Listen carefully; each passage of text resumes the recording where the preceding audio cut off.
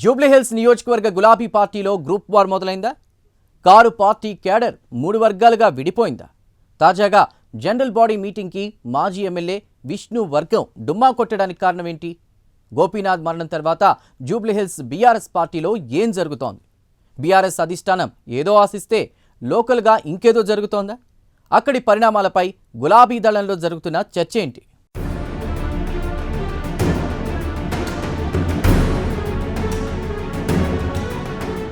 హైదరాబాద్ నగరంలో జూబ్లీహిల్స్ కీలకమైన నియోజకవర్గం. 2018-2023 అసెంబ్లీ ఎన్నికల్లో బీఆర్ఎస్ నుంచి మాగంటి గోపీనాథ్ ఎమ్మెల్యేగా విజయం సాధించారు. అంతకుముందు 2014లో టీడీపీ నుంచి గోపీనాథ్ గెలిచారు. మాగంటి గోపీనాథ్ అకాల మరణం తర్వాత ఆయన సతీమణి మాగంటి సునీత ఉప ఎన్నికల్లో పోటీ చేసి ఓడిపోయారు. దీంతో అప్పటి నుంచి జూబ్లీహిల్స్ బీఆర్ఎస్ పార్టీలో గ్రూప్ వార్ షురూ అయింది.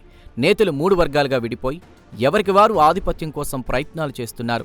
మాగంటి గోపీనాథ్ ఉన్నన్నాళ్లు ఏక నాయకత్వమే ఉన్నా ఆయన మరణంతో జూబ్లీహిల్స్ బీఆర్ఎస్లో రచ్చ మొదలైంది.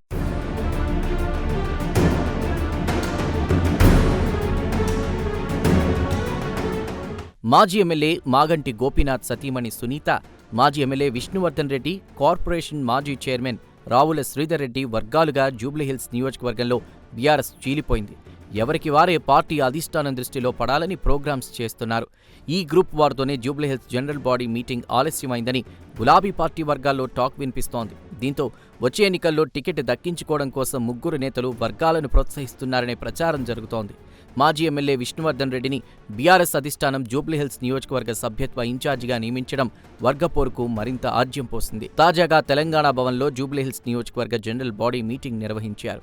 ఈ కార్యక్రమానికి మాజీ మంత్రి తలసాని శ్రీనివాస్ యాదవ్ హాజరయ్యారు. అయితే సభ్యత్వ నమోదు ఇన్ఛార్జ్ మాజీ ఎమ్మెల్యే విష్ణువర్ధన్ రెడ్డి హాజరు కాకపోవడం చర్చనీయాంశమైంది. తాజా మాజీ కార్పొరేటర్లు సైతం డుమ్మా కొట్టారు. దీంతో గ్రూపు రాజకీయాలపై తలసాని రియాక్ట్ అయ్యారు. 3 గ్రూపులుగా చీలిపోయి సోషల్ మీడియాలో పోస్టులు పెట్టుకుంటున్నారని మాజీ మంత్రి ఫైర్ అయ్యారట.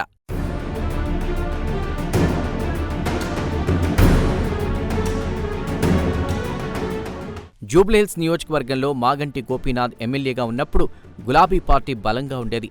గోపీనాథ్ మరణం తర్వాత జరిగిన ఉప ఎన్నికల్లో కాంగ్రెస్ గెలిచింది.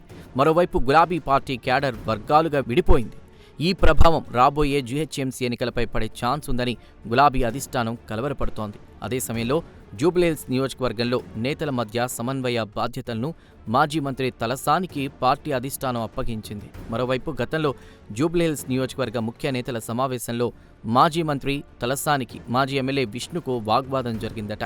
అదే సమయంలో మాగంటి సునీతతో పొసగకపోవడంతోనే విష్ణు నియోజకవర్గ సమావేశానికి హాజరు కాలేదని తెలుస్తోంది.